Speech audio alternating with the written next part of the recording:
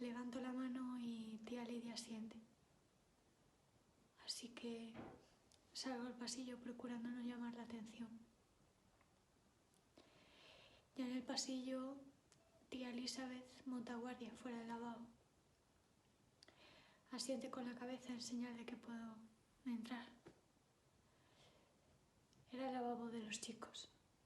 En él también habían sustituido los espejos por rectángulos de metal gris opaco. Pero los urinarios seguían en su sitio, en una de las paredes, cuyo esmalte blanco estaba manchado de amarillo. Eran como extraños ataúdes para bebés. Yo, como no, volví a asombrarme por la desnudez que caracteriza la vida de los hombres. Las duchas abiertas, el cuerpo expuesto a las miradas y a las comparaciones, las partes íntimas exhibidas en público. ¿Y para qué?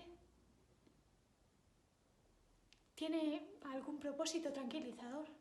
¿La ostentación de un distintivo común a todos ellos? ¿Por qué las mujeres no tenemos que demostrarnos las unas a las otras que somos mujeres?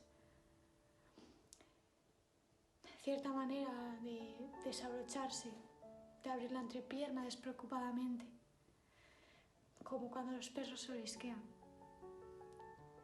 El colegio era antiguo, los baños eran de madera, o más bien de conglomerado.